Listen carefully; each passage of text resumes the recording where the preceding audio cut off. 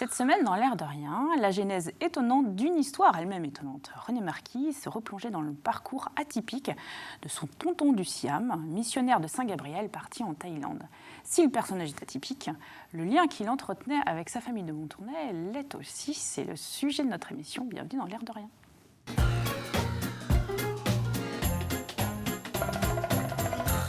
Bonjour Alix. Bonjour Cathy. Alors pour cette chronique, cette semaine, du côté du numérique, vous nous emmenez, Oui. c'est ça? Et du numérique et des Fab Labs. Des Fab Labs. Alors on comprendra de quoi il s'agit. Oui, j'essaierai de vous expliquer clairement. Dis-moi pourquoi vous avez décidé d'en parler. Alors, parce que j'ai rencontré l'initiatrice justement du premier Fab Lab à La Roche-sur-Yon. Ah, c'est à La Roche-sur-Yon. La personne et son projet m'a vraiment intéressée. Oui. On voit ça Voilà. tout à l'heure. On terminera l'émission, comme d'habitude, avec la chronique d'Yulise. Et on apprendra à bien marcher. On apprendra à bien marcher parce qu'on... On ne marche pas toujours très bien. Pas toujours très bien. Et souvent pas très bien. On a certainement des fois de mauvaises habitudes. Donc. Très bien. René Marquis, bonjour. Bonjour. Vous êtes notre invité cette semaine. Alors, vous habitez Sigournay. Oui. Vous êtes retraité. Oui. Et vous êtes intéressé à un certain Émile. Alors, votre livre s'appelle Émile et Gérard, ouais, à la recherche du tonton du Siam. Alors, qui est Émile? Qui est Gérard? Qui est le tonton du Siam? Alors, Émile, je dirais accessoirement, parce que ce n'est pas sa qualité principale, mais c'est mon grand-oncle. Oui.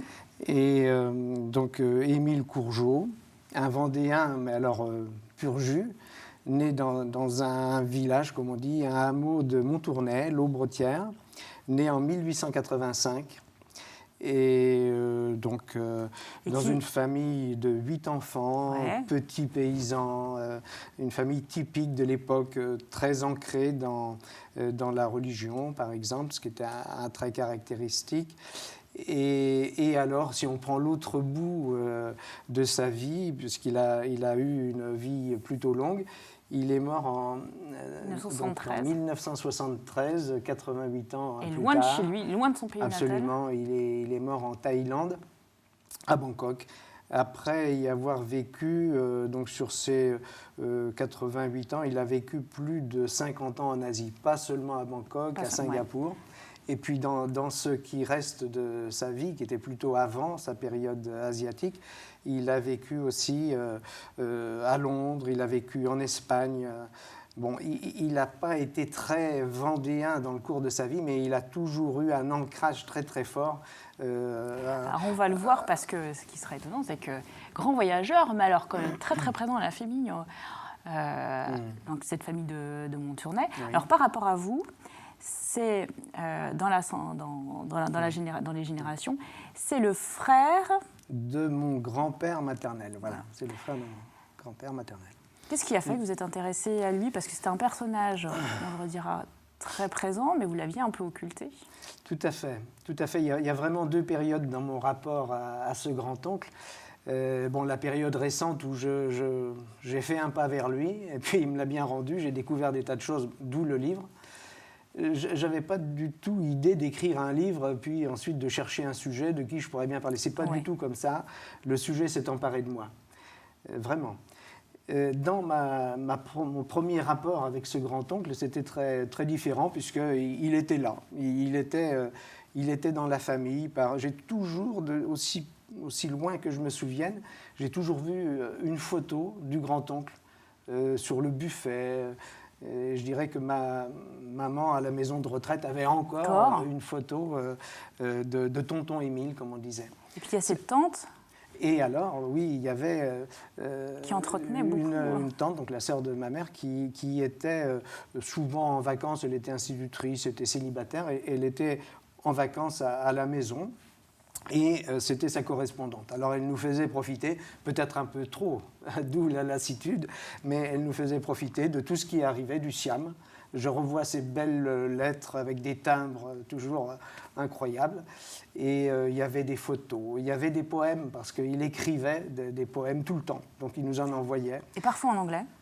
Ah oui. Alors, il écrivait en anglais. Il écrivait aussi des poèmes en français. Et puis, ses lettres étaient bien entendu en français. Mais il était anglophone et il écrivait beaucoup en anglais. D'ailleurs, jusqu'à son autobiographie, on y reviendra peut-être, qu'il a écrite en anglais, que j'ai découverte donc dans ces dernières Dans années. vos recherches, ouais. Et alors, il était loin, il y avait cette correspondance régulière avec la tante, votre tante Reine.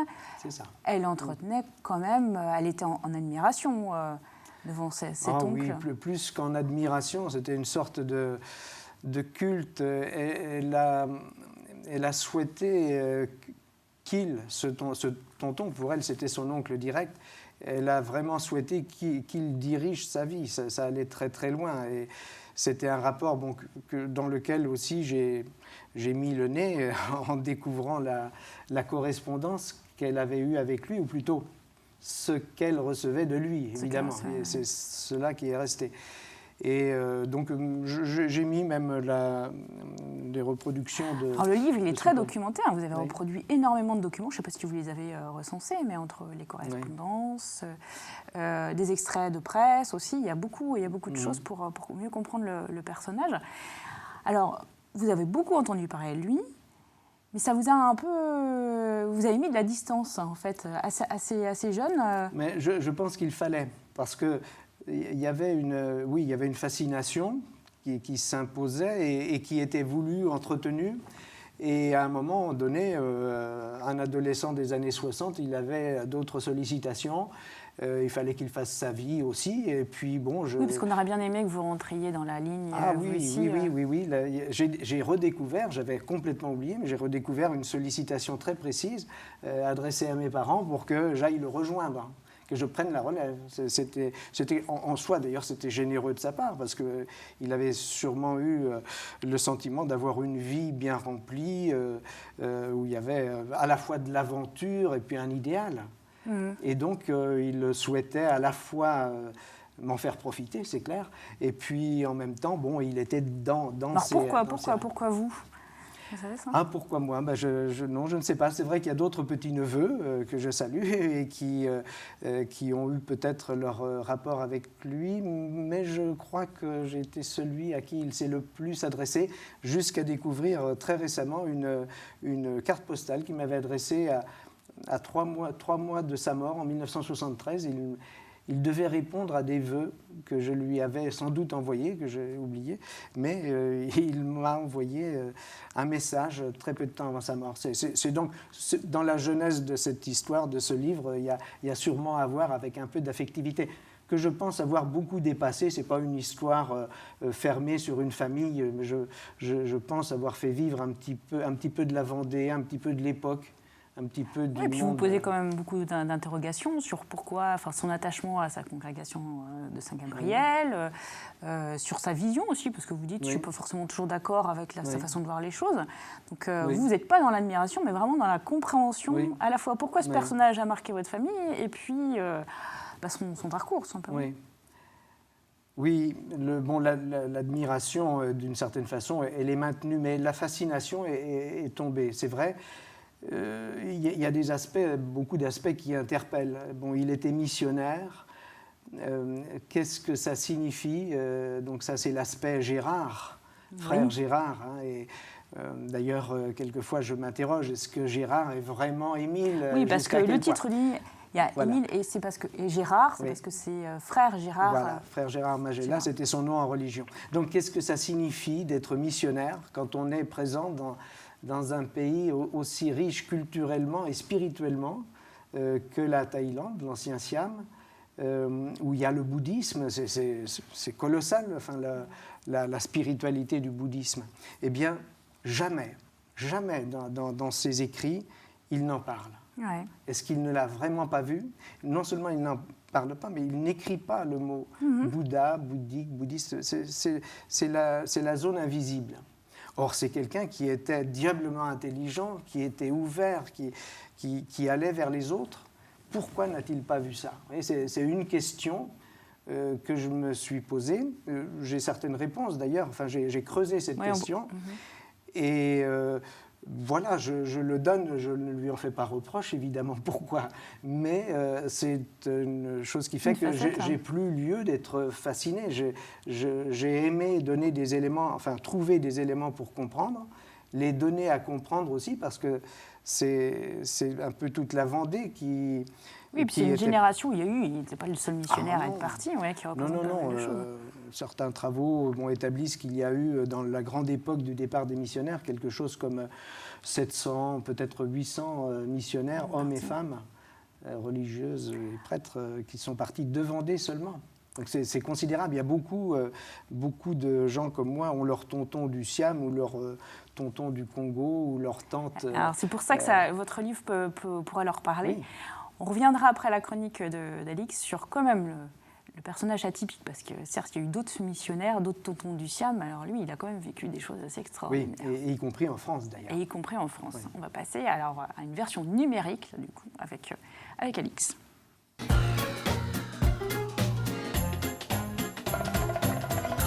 Alors Alix, vous allez nous parler d'un Fab Lab à La Roche-sur-Yon. Voilà. Qu'est-ce qu'un Fab Lab ? Un Fab Lab, un atelier de fabrication, on pourrait dire, ah oui, peut-être. Tout simplement. Voilà, alors c'est ça un peu l'inconvénient de ces nouvelles technologies, c'est qu'il y a un vocabulaire qui est attaché, qui est un petit peu compliqué. Ouais. Alors quand on parle anglais, ça va à peu près, mais quand on ne parle pas anglais, je me demande, il faut vraiment, c'est une nouvelle langue. Oui, il faut être initié, ça c'est un peu facilement. ça. Ouais. Voilà, alors moi ce qui m'a intéressée justement, c'est après cette rencontre avec Emmanuelle Roux, qui est la cofondatrice du Fab Lab de La Roche-sur-Yon, c'est cette ouverture justement des technologies numériques. Et ça, j'ai trouvé ça très... Alors, pour moi, c'était un domaine complètement obscur, auquel je ne m'intéressais pas particulièrement. Et quand elle m'a parlé de ce ZBIS, qui est le nom de l'entreprise. ZBIS. ZBIS, qui se trouve donc à La Roche-sur-Yon, au boulevard Louis Blanc, pour ceux qui connaissent La Roche. Ouais, boulevard de la Gare. Voilà, c'est à côté de la gare. Alors, qu'est-ce que c'est qu'un Fab Lab ? Oui. Parce qu'en fait, c'est ça le sujet. Eh bien, c'est un laboratoire, comme son nom l'indique, qui s'attache à comprendre la fusion entre la technologie du numérique et la matière. Mais encore. Voilà, mais encore. Alors, surtout, un des grands principes du Fab Lab, c'est le partage des savoirs, des savoir-faire, et puis surtout, l'apprentissage par la pratique. Alors, je ne sais pas si vous connaissez ou si nos auditeurs connaissent les petits débrouillards, mais c'est vraiment sur ce principe-là. C'est comment j'apprends en faisant. Donc, il y a une notion d'échange de savoir-faire, et d'expérimentation en particulier. Et ça, je trouve ça très intéressant. Et surtout, c'est une invitation à venir partager. Alors que pour moi, le numérique, c'était vraiment le domaine des geeks. Des gens qui sont enfermés sur leur écran, alors que moi j'ai découvert vraiment cette ouverture. Et c'est ça qui est intéressant. Et à ZBIS, justement, c'est une invitation à venir voir comment ça se passe. L'entrée est libre à certains moments de la journée.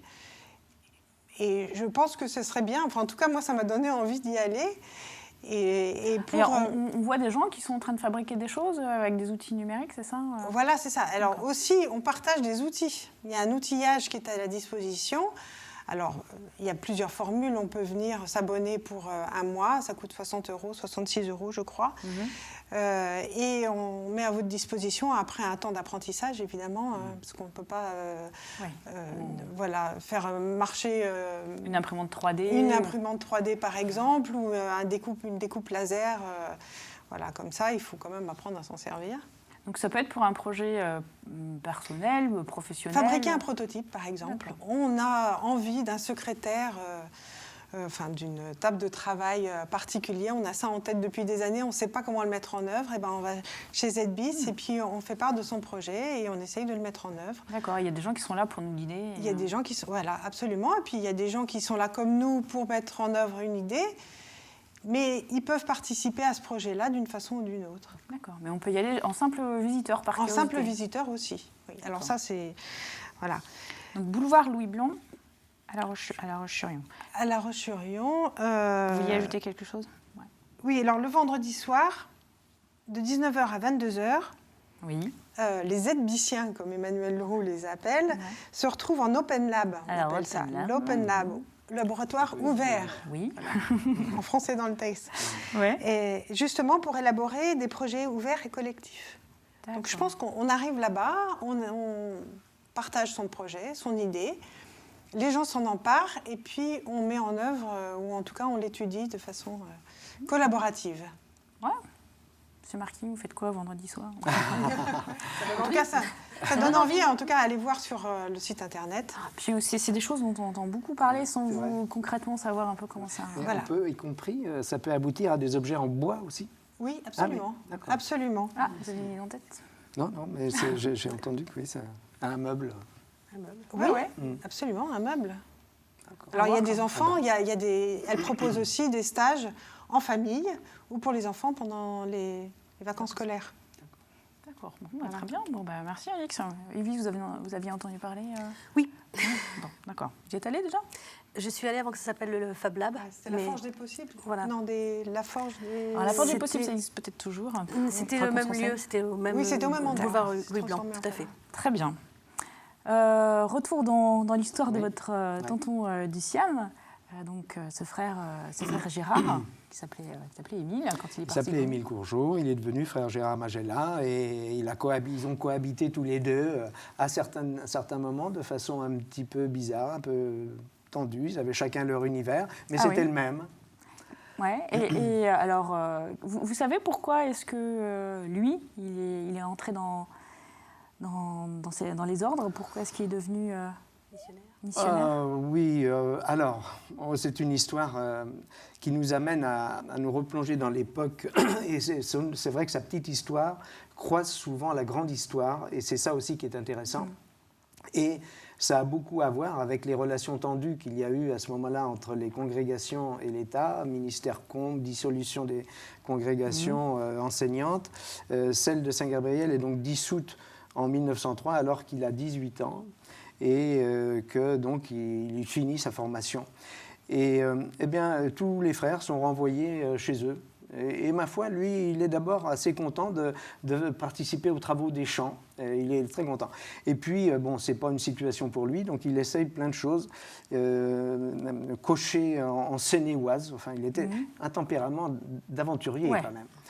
Instituteur à Saint-Hermine, bon. Et puis, il essaie de s'engager dans les troupes coloniales. Son père ne veut pas. Oui. Bon, 2 années se passent, et c'est là que commence un peu l'histoire missionnaire, parce que les frères de la congrégation, pour contourner sa dissolution, a ouvert des maisons à l'étranger, et notamment en Espagne. Donc, il va être de ceux qui vont partir. Il a juste 20 ans. Il a 20 ans depuis un mois. Il part en Espagne et c'est le début de la grande aventure. Parce que quel sens ça a d'aller en Espagne? C'est pas pour y rester toute la vie. Il a un frère qui fera ce chemin et qui restera toute sa vie en Espagne. Mais lui, il lui faut plus. Et donc, assez vite, il est question de partir en mission. Et il va partir, effectivement. Alors, l'Espagne s'est tournée vers le monde hispanophone. Mais bon, il espère d'abord pouvoir partir en Amérique du Sud, ça ne se fait pas, et on a besoin de lui au Siam. Et pour ça, il faut apprendre l'anglais. Il part donc à Londres, tout ça sans rentrer chez lui pour une raison que j'expliquerai si j'en ai le temps. Parce que là, les embûches commencent quand même un peu quand il part. Parce que dans cette même période, on le cherche. Et on le cherche, voilà. Alors ça, c'est un autre grand aspect pour lequel j'ai eu à fouiller un peu les archives. Dans le même temps, donc en 1905, entre en application la loi sur le nouveau service militaire. Donc il doit faire son service militaire. Voilà. Donc les deux tombent en même temps. Il a l'opportunité de partir. Et c'est juste au moment où il aurait dû être appelé sous les drapeaux, suivant la nouvelle loi. Et en fait, j'ai découvert qu'il y a tout un mouvement de jeunes frères qui, je dirais, font d'une pierre deux coups. D'une part, ils retrouvent la vie religieuse dans leur congrégation, et puis d'autre part, alors lequel était le plus important dans la motivation, je ne sais pas, mais d'autre part, échappent à l'obligation cette obligation. de faire 2 années de service militaire. C'est encore que 2 ans, ça passera à 3 ans. Et un ça, peu les plus tard. autorités ont bien en tête que c'est pas normal qu'il ne soit pas de retour. Il est déclaré insoumis en temps de paix en 1906. Et c'est le début de visite des gendarmes de Pouzauges, la gendarmerie à cheval, qui fait visite sur visite. Il y a convocation sur convocation. Il est convoqué à Fontenay-le-Comte, il n'y va pas. Et donc, il ne rentre jamais en France puisqu'il est hors la loi. Il part en Angleterre, il est toujours hors la loi, et donc sans rentrer saluer ses parents. Et l'année, 2 ans après, en 1913, il part pour le Siam, sans rentrer à l'Aube-Bretière saluer ses parents. Donc, c'est un fait énorme. Mais la guerre est déclarée. Et voilà arrive 1914, mobilisation générale, et aussi enthousiasme patriotique, y compris à Bangkok, parmi les Français. Il veut rentrer. Ils sont 3, ils veulent rentrer. Et c'est là qu'intervient la grande fracture, entre Émile et Gérard peut-être. Le supérieur leur interdit de rentrer, il a besoin d'eux, puisqu'il y a quand même des frères qui partent pour la mobilisation. Il affirme que pour les jeunes, ça ne changera rien.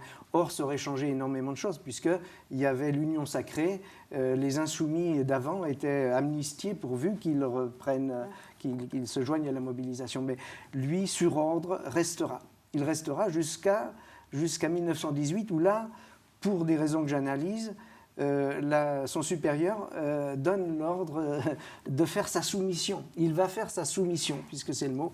D'insoumis, il passe à soumis. Donc, il rentre en France. Mais les choses sont un peu mal cadrées. Il est imprudent. Il accepte une permission de convalescence qui lui permet de rentrer chez lui de Marseille, parce qu'il a été malade, il était à l'hôpital, mais un peu mieux. Bon, il rentre à Montournai, où il est toujours recherché par les gendarmes depuis 1906. Dénoncé, conseil de guerre, prison. Alors, on va pas pouvoir tout raconter, mais il fera la prison. Oui. Il y a des épisodes qui sont très intéressants en tant que missionnaire aussi en Asie. Il va participer à la construction des écoles. C'était un bâtisseur incroyable.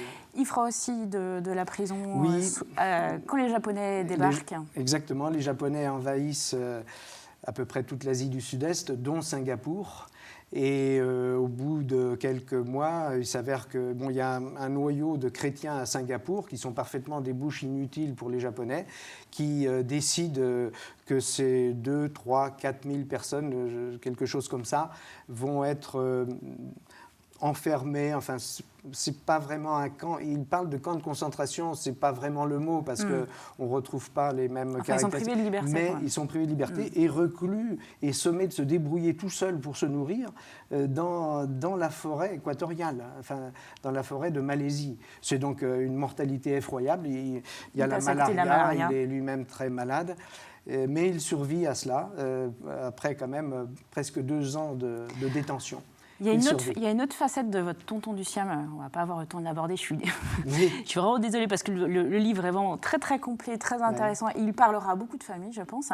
C'est que c'est quelqu'un qui écrivait des poèmes. Donc on aurait bien aimé, vous me lisiez un extrait, on ne va pas avoir le temps, je suis désolée. Vous allez m'en vouloir, je le sais. Ah oui.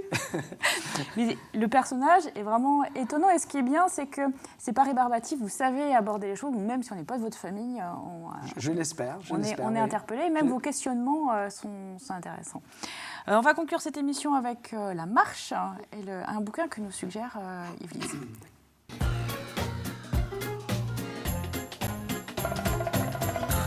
Bien marcher, ça s'apprend. Oui, tout à fait. Et bien marcher avec un spécialiste, s'il vous plaît, Jacques-Alain Lachan, qui, vous vous rappelez peut-être, Cathy était notre invité lors des rencontres Racines de 2014. Oui, donc il sort aujourd'hui un ouvrage qui s'appelle « 100 conseils qui vont changer votre vie sur la façon de marcher » et tout ce que cela englobe.